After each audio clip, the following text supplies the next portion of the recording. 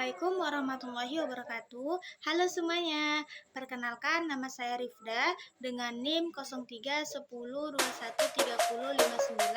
Saya dari jurusan Pendidikan Biologi dari kelas Tadris Biologi 2. Adapun tujuan saya membuat video ini yaitu untuk memenuhi tugas individu mata kuliah evaluasi pembelajaran biologi dosen pengampu Ibu Mira Wahyuni MPD. Baiklah, di sini saya akan menjelaskan materi tentang teknik pelaksanaan tes hasil belajar dan penilaian keterampilan. Jadi, teknik pelaksanaan tes hasil belajar itu dibagi menjadi tiga, yaitu ada teknik pelaksanaan tes tertulis, kemudian teknik pelaksanaan tes lisan, dan juga teknik pelaksanaan tes perbuatan. Baiklah, di sini saya akan menjelaskan satu persatu, yaitu yang pertama tadi ada teknik pelaksanaan tes tertulis. Nah, yang pertama ialah agar pelaksanaan tes tertulis ini dapat berlangsung dengan baik, maka pelaksanaan tes tertulis ini hendaknya dijauhkan dari keramaian ataupun kebisingan. Kenapa? Karena biar pelaksanaan ini berjalan dengan aman, damai, dan juga tertib.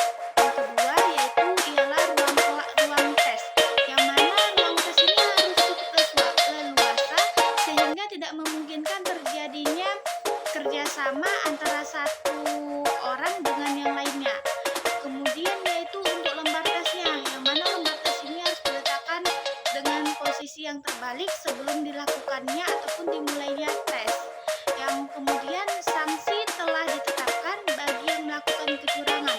Jadi sebelum tes ini dimulai, maka diberitahukan atau diumumkan bahwasannya bagi siapa saja yang melakukan kecurangan seperti bekerja sama, menyontek, dan lain-lain, maka akan ditetapkan sanksi ataupun dikenakan sanksi.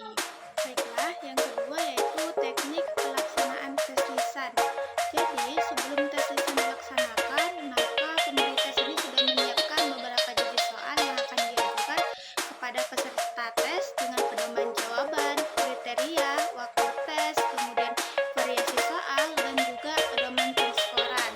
Nah, maka pemberian skor ataupun nilai hasil tes ini, tes lisan yang dilakukan tadi itu setelah seluruh peserta tes menjalani ataupun mengikuti tes lisan tersebut.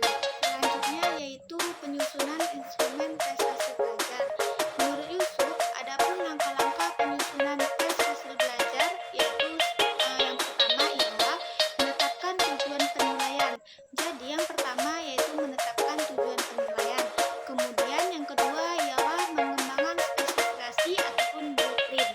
Selanjutnya mengembangkan ruang lingkup ujian, dan yang keempat yaitu memilih tipe item ataupun butir soal, dan yang kelima yaitu mereview soal, yang keenam men-skor ataupun mengolah tes, dan yang ketujuh adalah menginterpretasikan tes. Selanjutnya yaitu penilaian keterampilan proses. Nah, yang pertama yaitu ada pre-test dan juga post-test.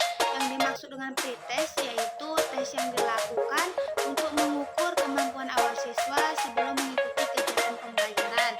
Sedangkan post-test yaitu tes yang dilakukan setelah mengikuti pembelajaran. Yang kedua yaitu ada diagnostik.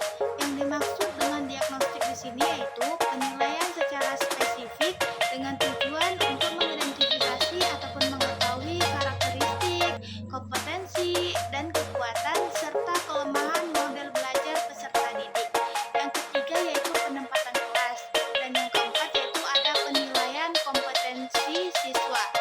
Adapun 4 penilaian kompetensi siswa yang dapat dilatih yaitu adalah yang pertama keterampilan berpikir kritis, kemudian yang kedua ialah keterampilan kreativitas, kemudian yang ketiga adapun keterampilan berkomunikasi, dan yang keempat adalah keterampilan berkolaborasi. Selanjutnya yaitu adalah bimbingan karir.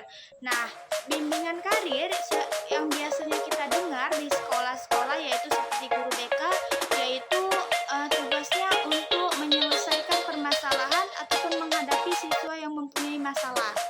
Nah, pada dasarnya sebenarnya guru BK juga bertugas dalam bimbingan karir, seperti contohnya mengarahkan peserta didik yang udah mau tamat, misalnya yang kelas 12.